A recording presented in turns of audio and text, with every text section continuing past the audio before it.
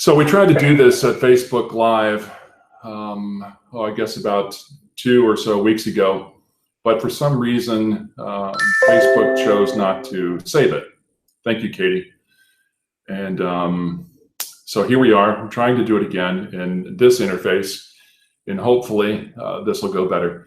I'm Patrick Leary, the president of Baicells Technologies North America, and this is the CBRS kind of backgrounder update and what we hope will be insight. Full disclosure, so the facts I offer will be just that. They're objective facts, certainly non-vendor specific, but there'll be plenty of opinion in here as well. And the opinion is my own and perhaps my colleagues at Baicells as well, and hopeful they share the same opinions. But let's go ahead and get started. I thought it would be useful to kind of set the stage first about this whole band. So the initiative for this predates even 2012, when the Notice of Proposed Rulemaking by the FCC, otherwise known as NPRM, first came out in December of 2012. What happened was, when Obama got elected in 2008, one of the things he did, he established a group to study basically the state of American broadband. And that became called the PCAST initiative. And the results from that made a recommendation that the NTIA, working with FCC, should try to find 500 megahertz of new spectrum, or there's really not any new spectrum, 500 megahertz of spectrum somewhere, and reallocate that for sharing purposes or whatever, specifically for the use of broadband. So the CBRS NPRM, Citizens Broadband Radio Service, was the first kind of 100 megahertz of that 500, and frankly, there wasn't anything beyond that. But that was issued in, again, December of 12, and the original idea, if you were to go back and actually read the NPRM, was that this new band was going to cover from 355 all the way up to 365, so 100 megahertz of new spectrum, plus the 365 to 37 band. And they set the rules kind of separate, or a little bit distinct between those two bands, and we'll get into that. But the original idea was that this band was going to have incumbents, just like it always has been in the plan. The incumbents principally on the lower 100 being the US military, specifically, but I don't think exclusively, the Navy, as well as naval radar. And then there are satellite incumbents, especially in the upper 50, which any of you guys near an exclusion zone understand, in 365 to 37. And then they had the second tier, which are called priority access licenses, aka PALs. And then the third level of priority was to be called GAA, General Authorized Access. So that much has never changed. However, in the original intention of the NPRM, PALs are only going to be available, for example, for public entities to do kind of critical services. The thinking was maybe school systems or cities, perhaps utilities, they would be able to use and get PALs, and no one else was going to be able to get PALs, not carriers, not WISPs, no one. Well, over the course of the evolution of the comment period, because once the FCC issues an NPRM, you have a public comment period, it became pretty clear that the market wasn't happy with that. And that was pretty anti-free market. So ultimately, when the report and order, which is the FCC's official ruling, came out in April of 2015, which is a full 3 years later, well, 2.5, they said, okay, we'll open up the PALs for anyone. Anyone can get a piece of it, can get these PALs at auction. So that was a change that happened between the original NPRM and the final report and order. Okay, so there's that. But let's look back on kind of the state of the market at that time. So back in 2012, in December, there was still Facebook, there was still Twitter, there was still Netflix. But in reality, streaming hadn't hit the kind of nadir that it is now. It's where now it's kind of crushing people's bandwidth, in particular the carriers, but also yours as WISPs. You feel it every day.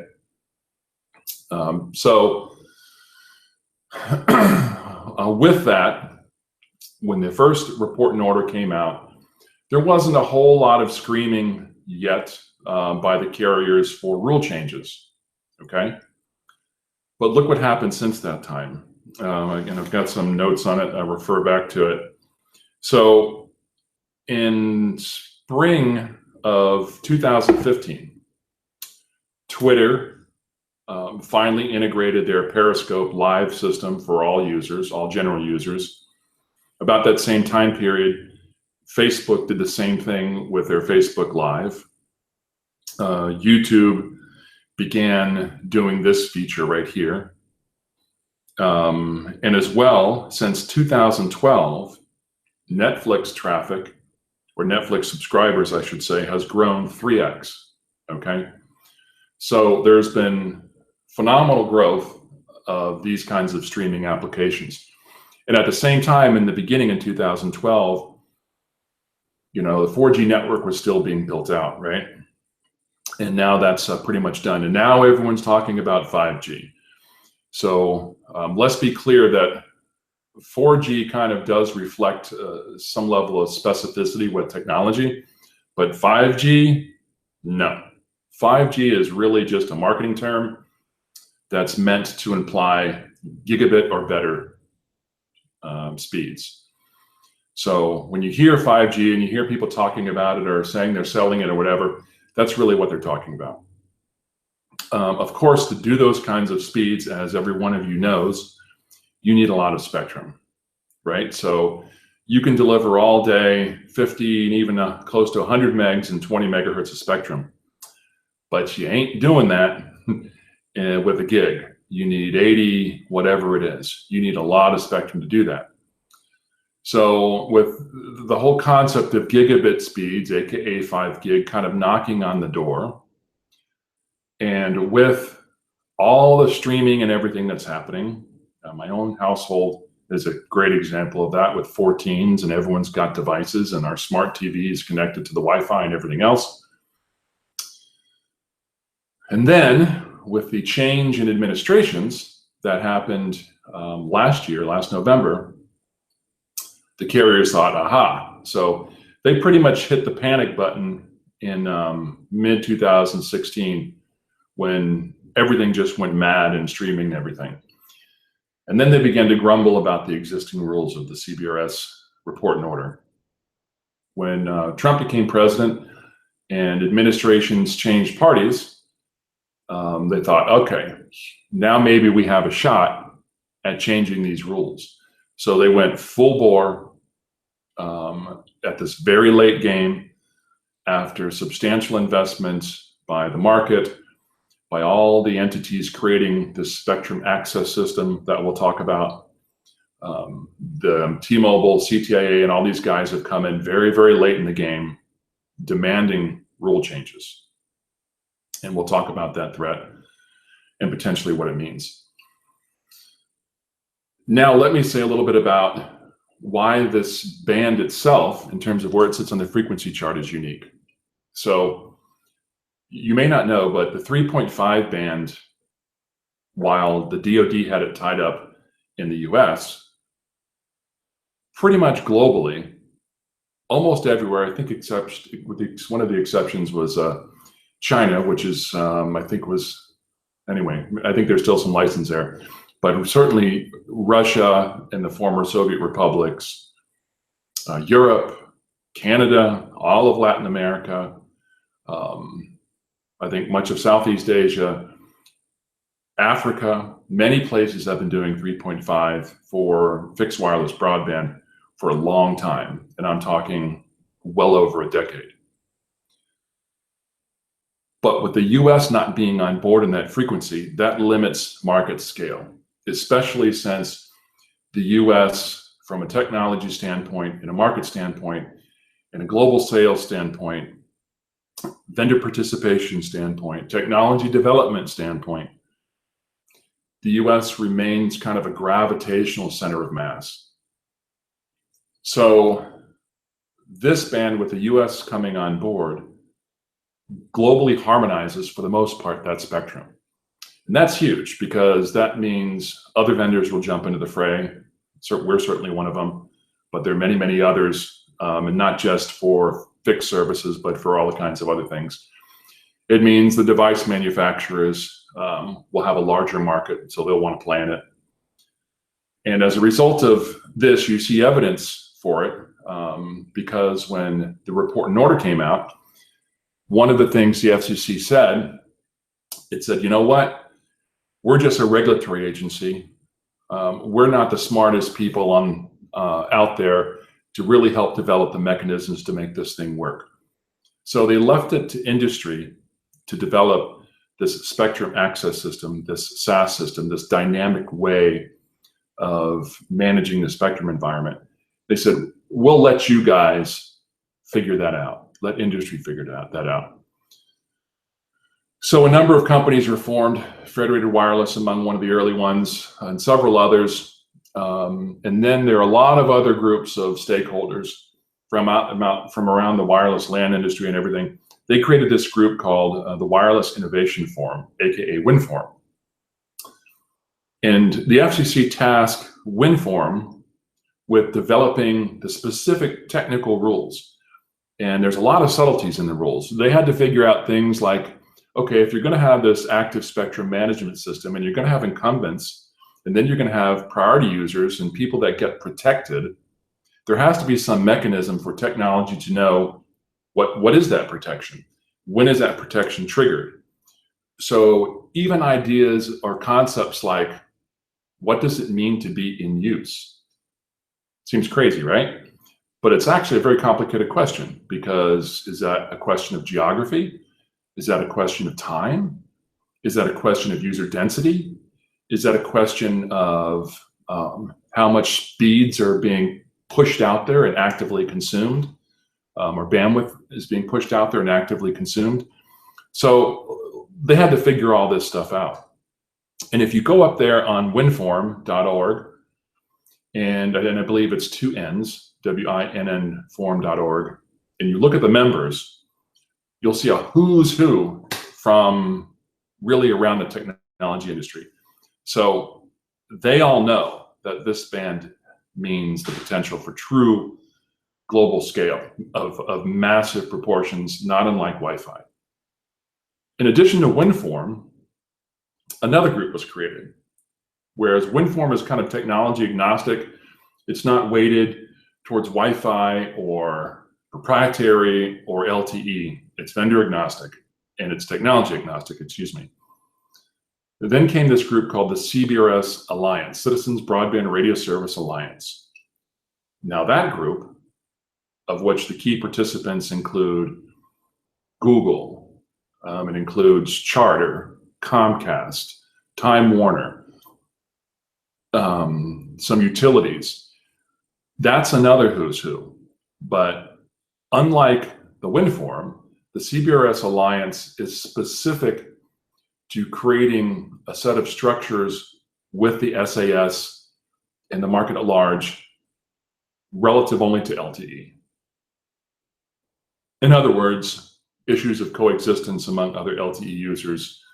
And the group itself has a marketing committee, it has a technical committee, and the marketing committee is out there trying to promote LTE and CBRS. And when I say LTE, no, I mean small cells, like indoor, as well as outdoor. Know that I mean mobile as well as fixed. So there's lots of stakeholders in different sorts of applications.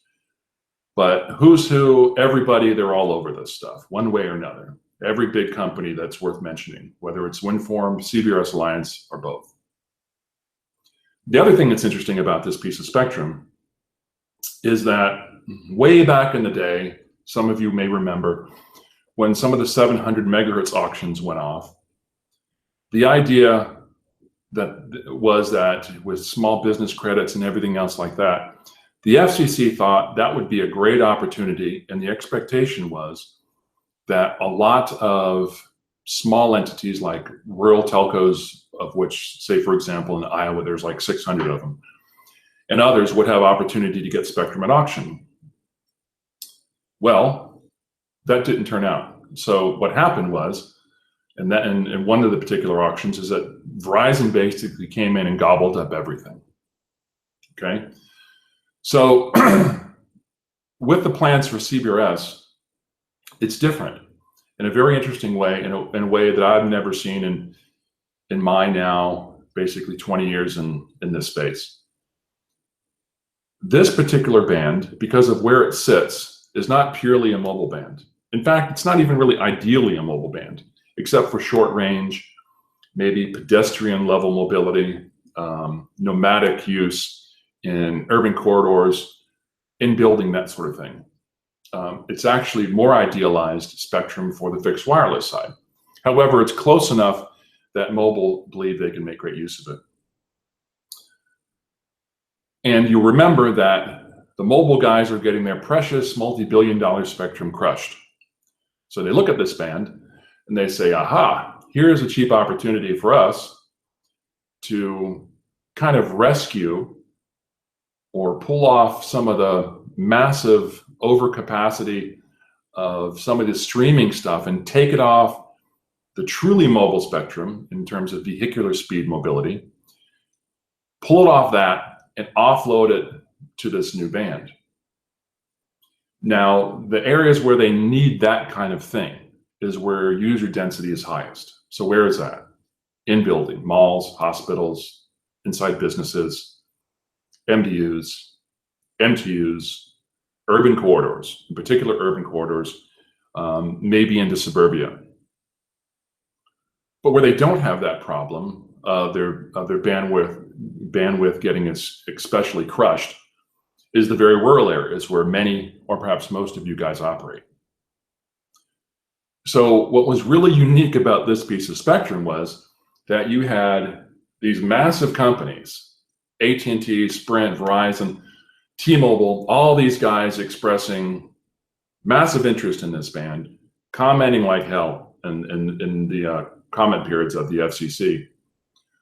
But they wanted it for those kinds of things, urban corridors, in building, or whatever.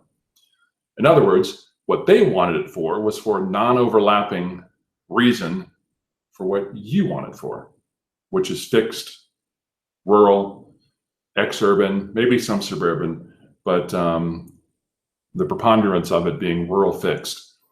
So here you had really powerful lobbying entities, the ginormous mega companies of the mobile world, and smaller, but actually very impactful and very influential groups like WISPA and a couple of others, in particular utilities like the UTC,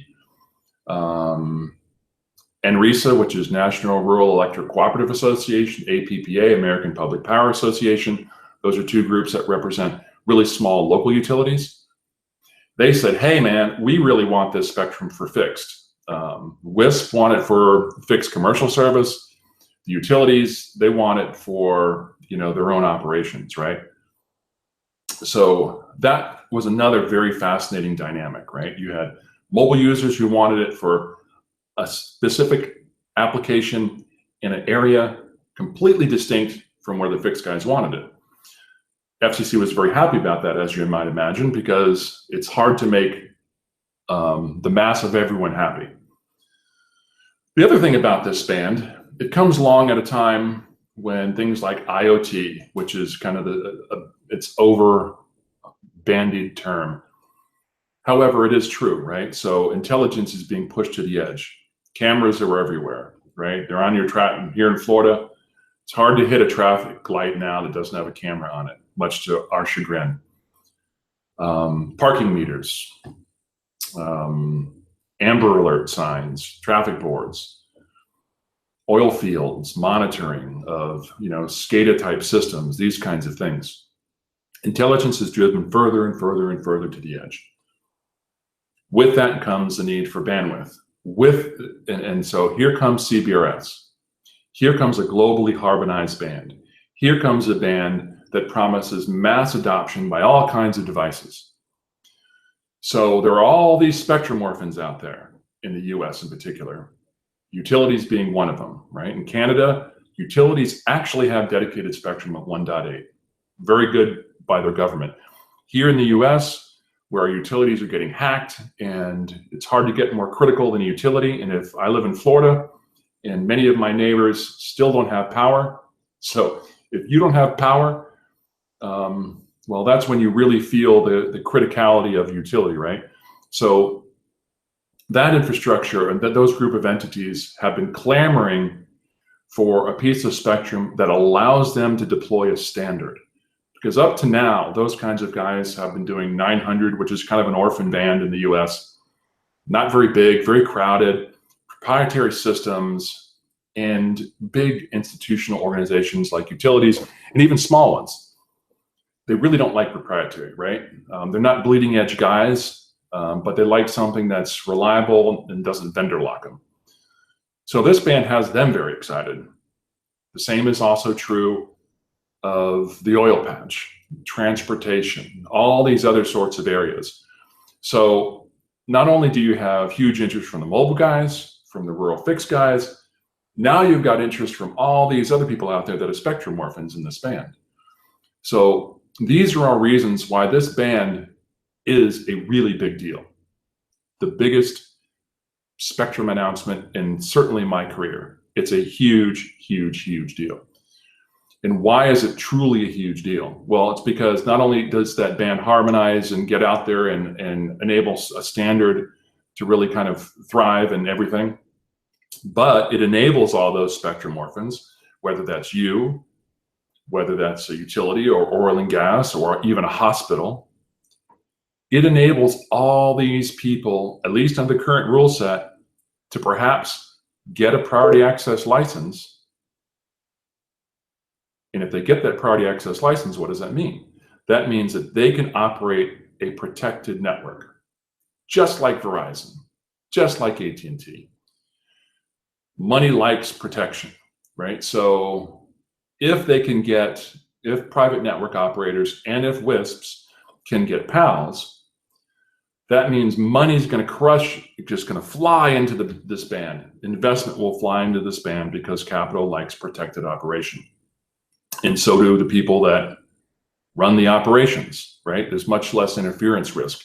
All those spectrum orphans, including you and all these other private network operators, who, by the way, will deploy essentially, from a technical standpoint, exactly like you would, on towers, maybe with microcells and CPE, almost identical kind of technical configuration.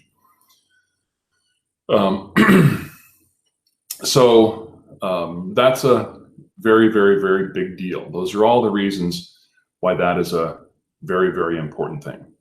Okay, now let's talk about the rules. So that was a very, very long introduction. We talked about there being 3 tiers. So again, the first tier is the government, right? The government being specifically the military and the Navy. They use this stuff for radars. So they will become what's known as an incumbent operator, as will the satellite guys who exist mostly in the upper 50 in the 365 to 37. So those are incumbents.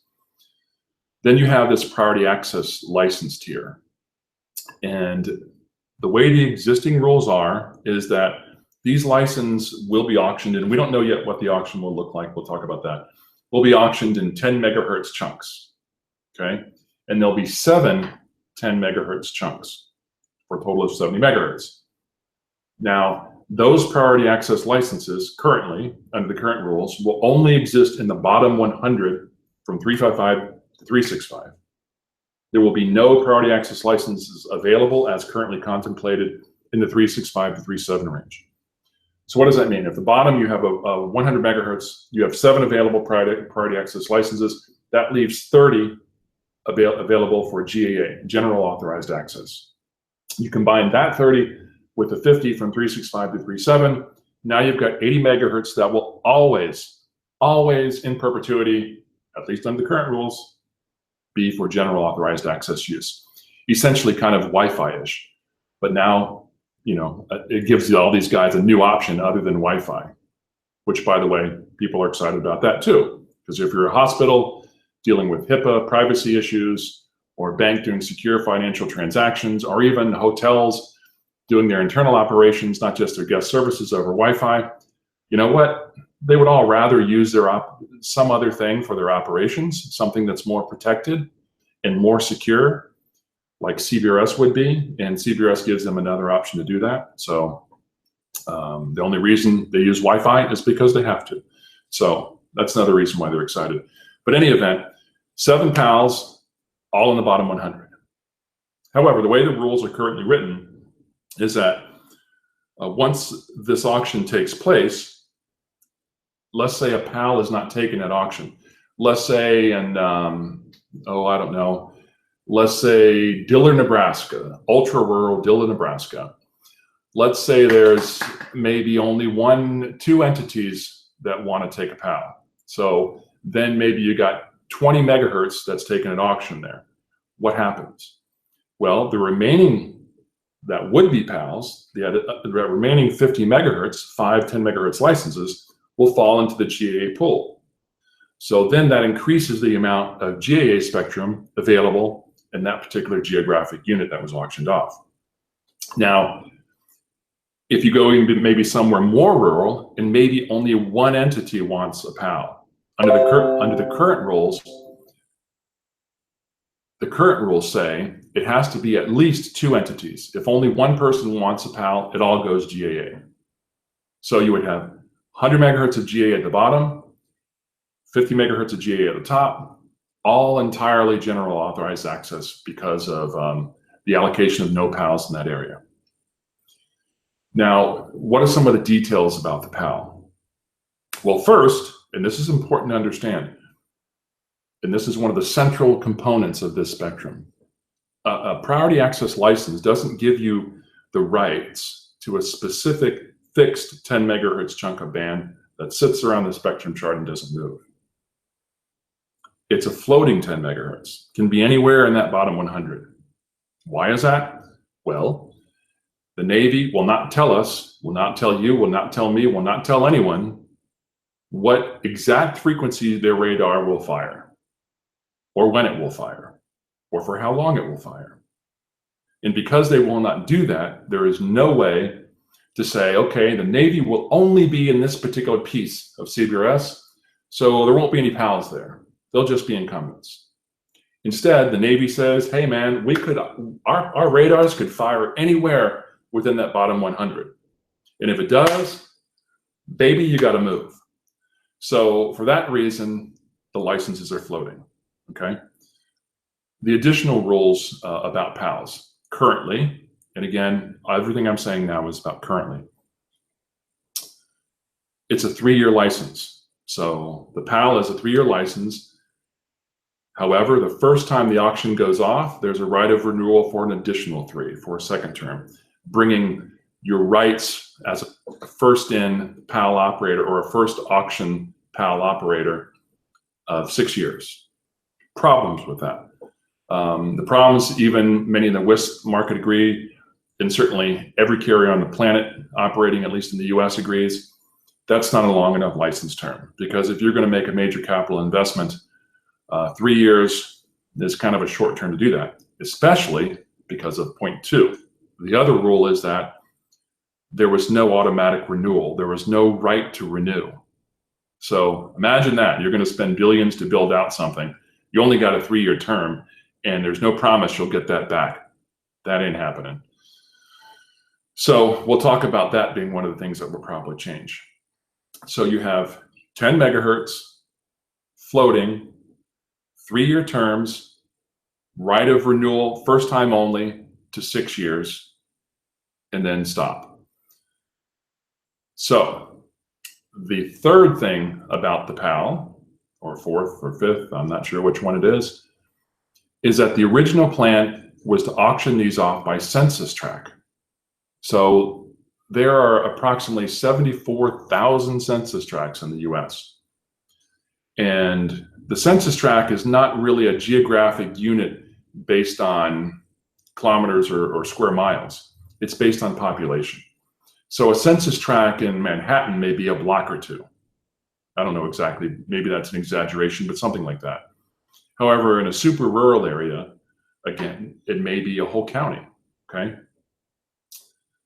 WISPA, utilities, private network operators, they love that. What does that mean?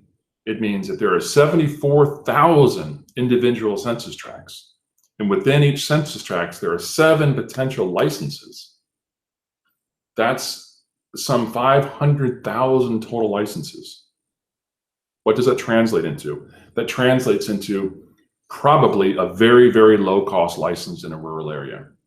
Not in Manhattan, not in downtown Denver or Houston, but in a rural area, a census tract currently, as the rules are currently structured, will be affordable for your average WISP. In my mind, there's no doubt of that. In fact, if they don't set a minimum, I wouldn't be surprised to see some of these things go in the hundreds of dollars, not even thousands. However, there are many people that are unhappy with that, and many powerful people, and that being all the carriers. So that's one of the other threats, is that they want to change the census tract model and go to something much, much larger. So the FCC has contemplated and it's floated the trial balloon of, hey, maybe we scrap the whole census tract idea and we shift and we use what's called PEAs, which is an economic area group of which there are 416 in the US. So do that math, 74,000 to 416. Quite obviously, those 416 PEAs in geographic scope are massive relative to the small 74,000 census tracts. What's the problem with that? Well, obviously, if the geographic scale of a license is much larger, it's very easy for the FCC to manage that at auction. In fact, that's the smallest geographic unit the FCC has ever auctioned off, which is why they like it. But the carriers like it because it makes the auction process much less complicated, among other reasons. You, me, WISPA, every other of my peer vendors, all private network operators do not like that because a PEA will be too large for any of us to afford. So if the rules get changed to a geographic unit of a PEA PAL license, this band won't have near the global scale and won't nearly have the economic impact like Wi-Fi. If they leave it as is, CBRS could be bigger than Wi-Fi. If they change the rules, it largely becomes a carrier band where we are just opportunistically using this spectrum. The other thing about the PAL licenses in GAA, and this is a good thing, is that even if it changes to PEAs and moves away from census tract, if someone buys a PAL at auction, whatever the geographic scale of that thing is, if they don't build on it, anyone can use that would-be spectrum opportunistically as a GAA user. And obviously that's the only way they could do that, since it's not a fixed piece of spectrum. You don't know where that PAL would pop up. So GAA users can use it. And then when the PAL gets turned on via active equipment in the air registering in the spectrum access system that we'll talk about, then the spectrum access system would move the GAA user away from the PAL user because the PAL user has priority as a second tier level prioritization. So that's good. So as the rules now stand, it doesn't allow for spectrum squatting. And you'll all agree that that's a good deal because, you know, if you put a scanner out there in a lot of the license space, it's a ghost town. So it's an inefficient way to manage spectrum by doing it simply by geography of where something sits on the spectrum and not dynamically in the time domain, which is where you can find the most efficient use of spectrum. Okay, so that's the PAL aspect of it. Let's see if I missed something on the PALs. Okay, and now let's talk about actually the SAS. So what's the SAS? For all this to work, for there to be 3 levels, 3 tiers, incumbents, priority access users, and GAA users, something's got to manage that.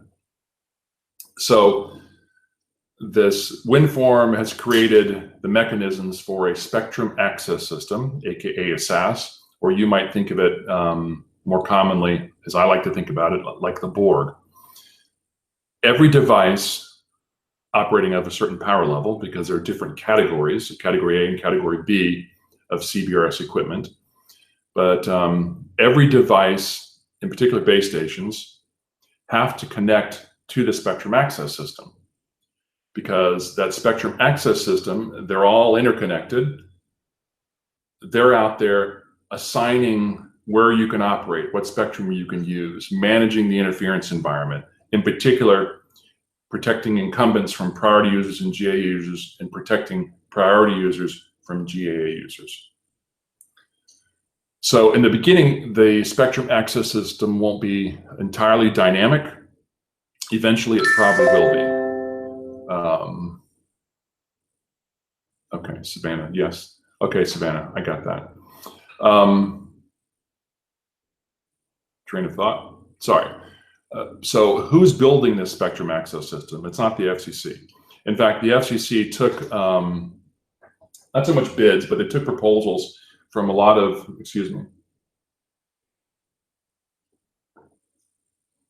from a lot of different entities that wanted to build this thing.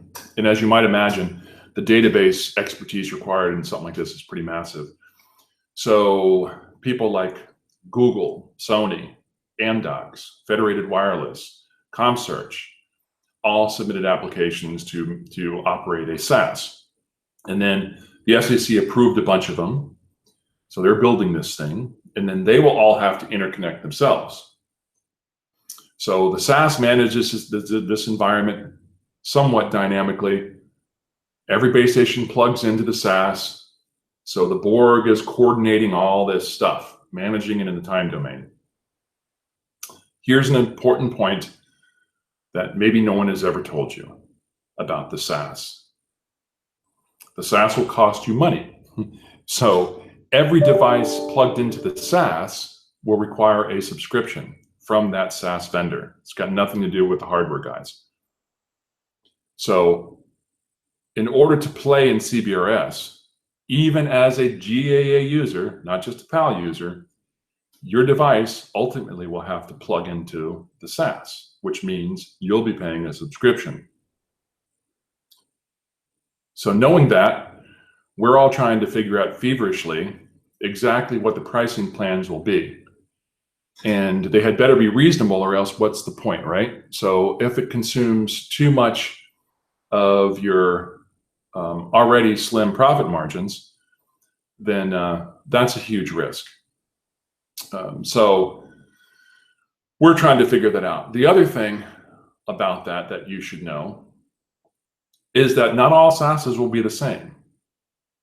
And you will need to do your due diligence, and vendors like Baicells and others, I'm sure will do it, are doing it too, we're trying to, is to figure out which of the SAS vendors is more idealized for the fixed wireless WISP market and even private network operators, because they will operate differently. For example, Google, through their Alphabet group, and we've talked to the principals of those guys, has said their pitch is our SAS will be the absolute best on the planet.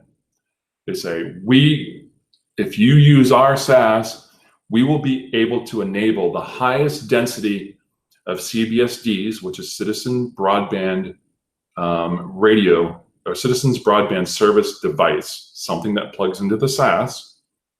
We'll be able to enable the highest density of those and be able to give you the ability to populate more of those devices in one area than any other SAS. And they say the reason we can do that is because we have Google Earth, so we have the best clutter data on the planet. That's their argument. Well, Federated has a different argument. They say we'll be able to do it better because we're not even looking at clutter data. We're just looking at real-time bits flying through the air, and that our algorithms are so superior that they're looking at all these bits, and because of the way you register in the SAS by azimuth and other things that you have to do in detail, Federated says our algorithm will be far superior because it'll be real time based on what's actually happening in the air, not based on the leaves on the trees. So they all have different ways that they're building this SaaS. So you as a WISP need to do your due diligence, and you need to get any of these SaaS guys that approach you or that you approach to tell you, why is your SaaS better for my WISP? Okay? It's very, very, very important. And all you guys that find that information out, I would encourage you, please, to share it with your peer WISPs, around the US. As we collect this data and we form our own opinions, well, God knows we've never been shy about offering our opinions, right? So, and I'm sure Rick would agree. So do that work, okay? Don't let that hang. Do that work in advance. Start doing that work now, because you need to know these answers, because you're paying for this SaaS, right? And hopefully you don't pay dearly. So that's really, really important. Another thing that just occurred to me I wanted to mention about the possibility of the licenses changing and becoming PEAs, the 412 PEAs. I did some math 2 weeks ago when I was studying the IoT space. Very interesting. If the big carriers can convince the FCC to make the PAL licensing so large in geographic scale, then the cost of the PALs become prohibitive to all the people the carriers are trying to sell IoT services to, right? The carriers want this banned because they know if private network operators and others have the ability to get PALs to build their own protected private networks, they will not be buying AT&T's or Verizon's IoT service. And I encourage you to go online and Google IoT market trends, IoT market size. You will see minimum 26% cumulative annual growth rate predictions through 2022, right? This is the biggest new hunk of revenue for the carriers. If all these guys get PALs, they're going to lose a lot of that revenue. So my belief, personal belief, and I'm going to be on a panel for the New America Foundation in DC next week. This is one of the things I'm going to assert. I'm going to assert that the carriers are trying to make the PAL licenses so large that they will be more expensive than just having the private network operator use AT&T or Verizon's IoT service. That's my own little conspiracy that I throw out there, but I think it's probably true. Any event, let's get back to the SaaS, and let's start talking about, because I know many of you guys want to know, and I think I got roughly 15 minutes or so. Let's talk about you guys as protected operators. Let's talk about WISPs as incumbents. This is what everyone wants to know. Well, it's somewhat straightforward once you know the details. The first detail is that in order to be a protected WISP, you are not protected by your 365 license. Licenses don't get protected. You as a company does not get protection. Your registered sites in the FCC's ASR database or whatever it is, that's what gets protected. But that only happens if you've registered those sites. That only happens if you've registered those sites on time. So what was the time? The cutoff date for registering sites for those sites to achieve protection as an incumbent was, I think it was April 17, 2015. I found out, that's when the report and order came out. I found out that was going to be in the rules about a week and a half before the report and order came out. And I posted on, when I was active in WISPA on their mailing list, I'm not anymore, but I posted basically an alert to people Holy crap, you've got 1 week to register your existing sites. If you don't get them registered, you won't be protected. Within that next week, I was told approximately 5,000 registrations took place. I don't know whether that was me putting out their warning or others had found out and that news just kind of trickled on down. But anyway, to be protected as incumbent, your site, your tower, rooftop, your base station basically had to be in there registered by that date, April 17, 2015. And then further, it had to be operational within the next year, because once you register, the FCC gives you a year to turn on for your registration to remain valid. So what people were doing, they were registering sites, obviously even before they built them, knowing that they had a year to build. So mad rush to register. Here's the deal though, the protection, even if you did that, there's different levels of protection. So the current FCC rules in 365 require you to register your CPE sites too. Guess what?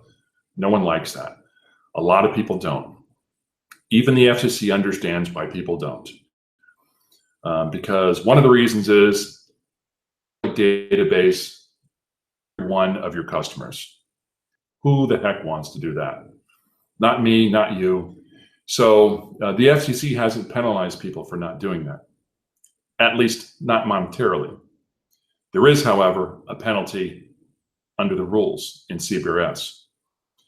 So if you registered your base stations by that cutoff date and then built by that cutoff date, and if you registered your CPE sites by that cutoff date, by that build date, your protection zone is higher, significantly higher from a distance from your site out than if you had not registered your CPEs. And then there's a third thing. To get the maximum level of incumbent protection, you had to register your base stations and build out by that date. You had to register your CPEs and build out by the date.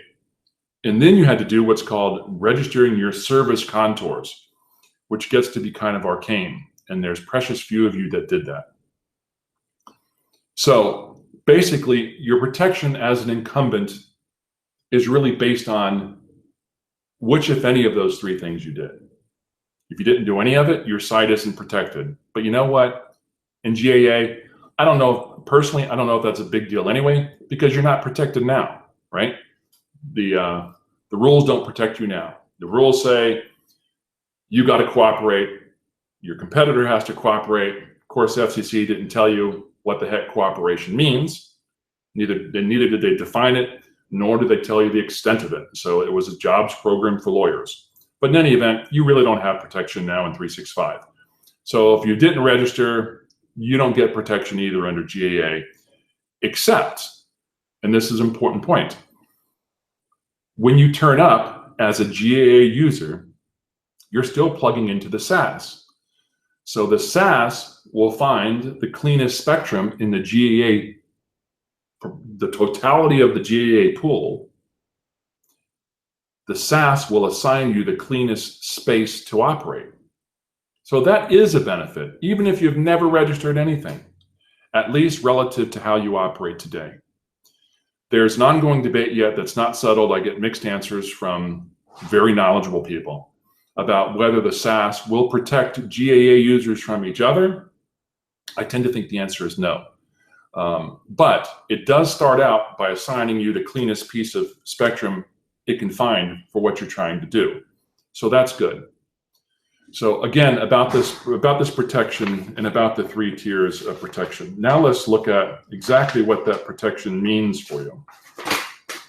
So this is I do need to go to my very specific notes on this one. Blah, blah, blah.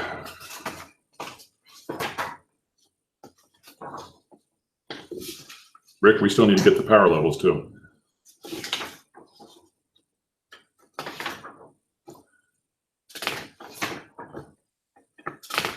A lot of notes. Okay. So if you registered your service contours, if you registered your base stations, if you registered your CPEs, your protection zone basically, and it's an azimuth relative to where your users sit in your cell, you get an 18-kilometer basic distance protection, the width depending on the azimuth of where your registered users are. It's pretty good, 18 kilometers, right? Well, if you didn't register your service contours, that shrinks down to roughly about half that, is I think how it kind of works. I think that's the easiest way to explain it. But if you here's the key, if you only registered base stations, didn't register any CPEs or service contours, you get a 5.3 kilometer radius of protection.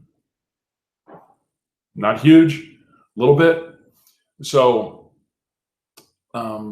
really the main point I want to make about protection is don't freak out about it either way.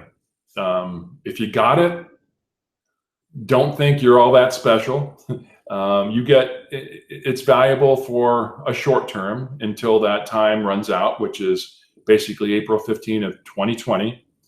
And guess what? Look at the calendar where we sit. Time's clock is ticking, and the spectrum protection is already shortening your window of opportunity, and CBRS hasn't even deployed yet.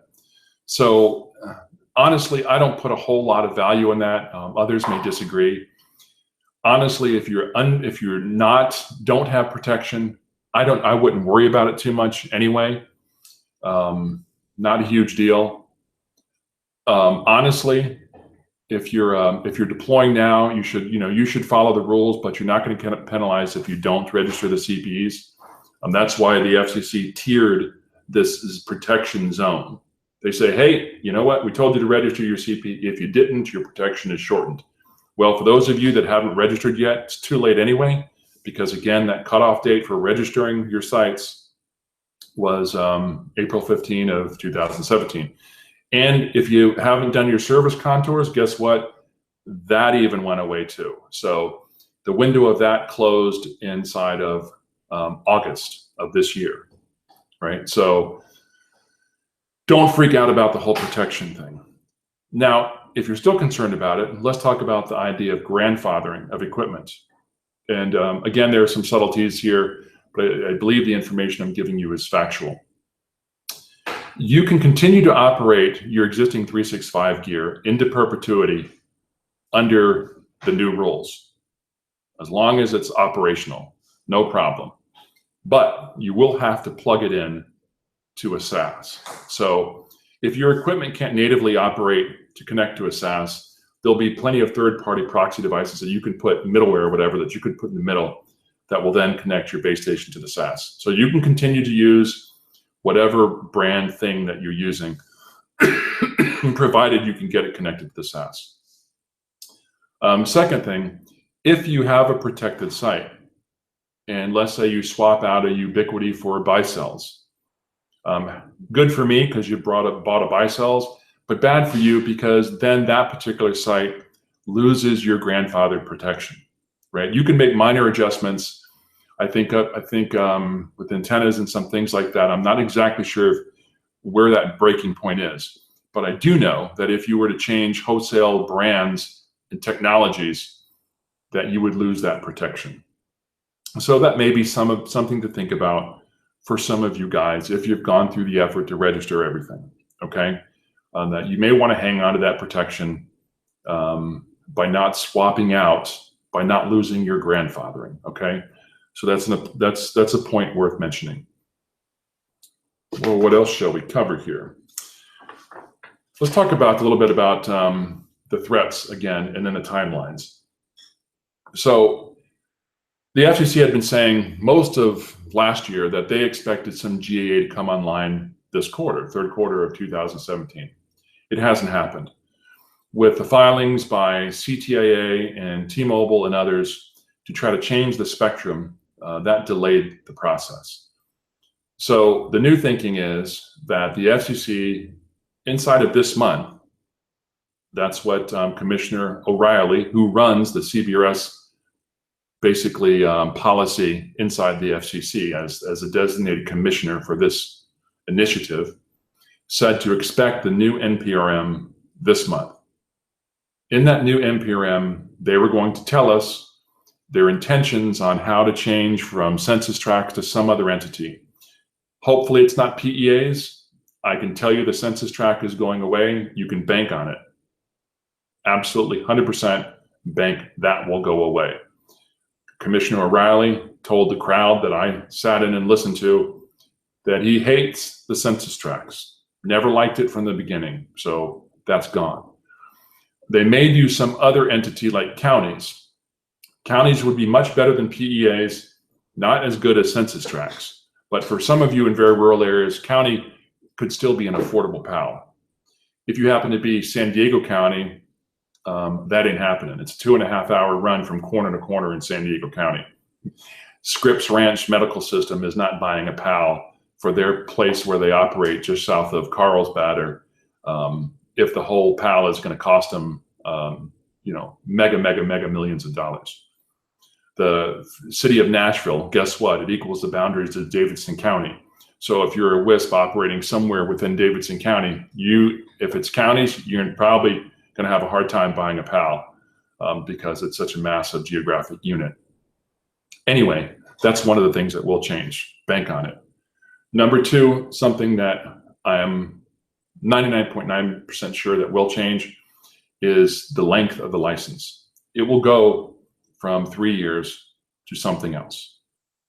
I am 85% certain the minimum change will be a 5-year license. But it's even perhaps more probable that they may go all the way to 10, or maybe just as likely that they'll go to a 10-year license. I'm not sure I overly have an issue with that, even though that maybe makes the PALs more expensive because you have larger geography and a longer license term, that equals more expensive. But if you're making an investment to build, I'm not sure that's a bad thing. The other change that will happen, this is the third change that you can also bank on, will be right of renewal. I also don't think that's a bad thing. If you're out there and you've spent a lot of money expanding your WISP or building into some area under a PAL license, I think there should be right of renewal. So that change will happen. I think those are the absolute certain changes. I do not think, and I'm majority convinced, that they will not adopt T-Mobile's request to basically shelve the whole concept of, they want to make the whole band, including 365 to 37, available for PALs. It's not going to happen. The FCC doesn't, quote unquote, have any stomach for that. So they'll probably adopt some elements of the CTI plan, and you can go up and look at that. But you can bank on those 3 changes I'm talking about. So if the NPRM comes out in September, then you have the mandatory, by law, public comment period. I forget what the exact term is, or even if it's a set term, but probably will take us into the beginning of the year. And so I expect a report and order in January of 2018, where we will all finally know what the rules will absolutely be, which is great, because this confusion or this delay, this uncertainty has kind of put a chill in the market for this stuff. So we will know by then. Once that happens, the FCC has said, once the report and order is issued, we are going to turn on GAA use. That's excellent. We should all be very happy about that for the most part. So GAA use will get turned on once the report and order issues. So you'll begin to deploy under CBRS. You'll have to connect to the SASs and everything else. But here's the catch. It won't be the whole CBRS band. It won't be the bottom 100, because what else is missing? There's another element of the SAS called the ESC, which is the, I think it's electronic censoring component or something like that. And what that is that's the ability of the SAS to sniff out the radar. So that has to be completed. The DoD was the delay on that part. But until the ESC is completed and integrated into the SAS structure, the FCC will not allow GAA usage in that bottom 100.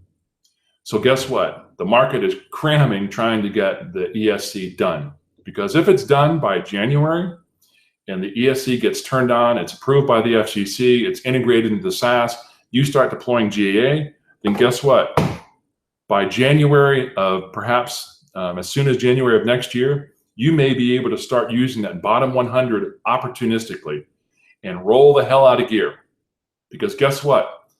The NPRM is also going to define the likely auction process. But best case, the auction for PALs doesn't happen until this time next year. So once that ESC is turned on and you can deploy in GAA and the whole band, you easily got a year before there's any PALs out there. So capture market share, go get it. And then even once the auction happens, that'll be a long process.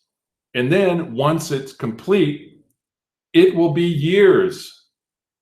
It will be years before some of these bigger people that buy these PALs, regardless of the geographic scale of them, it will be years before they build out in many of your areas. This means you will have opportunistic use of GAA spectrum for a long time. I would place bets 3 years in many of your areas. 3 years before you have any PALs that you got to dodge out there, that the SAS has to push you away from, okay? Why is that time important? Well, guess what? There are other pieces of spectrum out there that WISPA is pushing hard for, that the market is pushing hard for. One of them is from 3.2 to 3, or excuse me, from 3.7, right above the existing band, all the way up to 4.2, 500 megahertz. So you can expect an NPRM from the FCC for that particular new piece of band, of which WISPA is proposing a very unique management scheme, a very unique set of rules for that, which would be very pro-WISP. So it is conceivable that you will be able to operate fully under GAA for a long time. And then if there's any threat that ultimately comes in there, and it would be a long time, then maybe you also have the 3.7 to 4.2 band to work with by then. But the point being, 150 megahertz is a lot of spectrum. In 5.8, the original ISM range of 5.8 was 5.725 to 5.850, 125 megahertz. Now, under ISM, it was a little lower. Excuse me, under UNII, it was a little lower. But in any event, since probably everyone listening to me, or that will listen to me, has ever been operating a WISP, they've been able to use at least 125 megahertz in the 5.8 range. And guess what? People are still deploying. Yes, it's crowded. Yes, it's a pain in the butt sometimes, but people are still deploying in that band 20 years later, 20 plus years later, okay? So think about that when you think about the 150 megahertz down in CBRS. Yes, it will begin to get populated very quickly in building for Wi-Fi replacement. That will happen. Bank on that. It will begin to happen in urban corridors and small cells. Bank on that. But you as WISP don't expect significant CBRS threats to you in the rural areas, not for a long, long time to come. So I've run over a little bit. I've covered, I think, a significant number of ground. I probably missed some things. I wouldn't be surprised. Yes, okay. Crap. Power levels.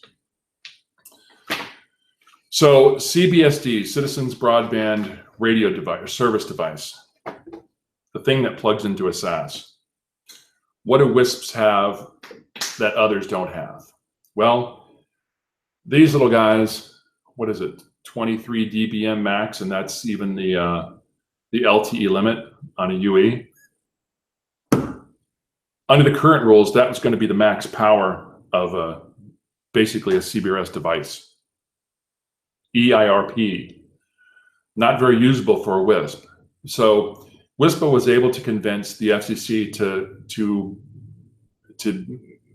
to let us call our CPEs, which is not a base station clearly, but our CPEs, to allow them to become Citizen Broadband Service Device, CBSDs.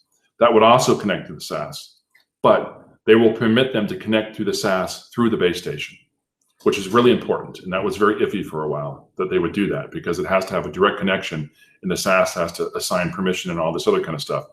Well, they're going to allow that to go through the base station.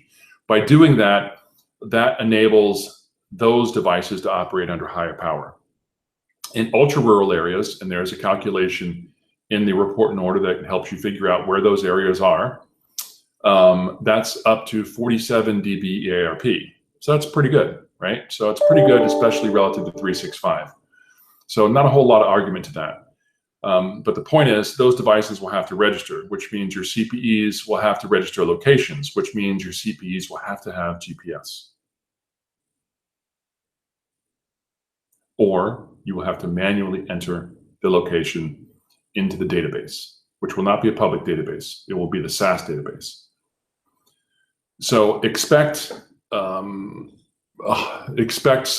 CPE to begin having a GPS embedded or some means of location identification in them in order for them to be a SAS. Because the one thing every device has to do when they plug into the SAS is to report location.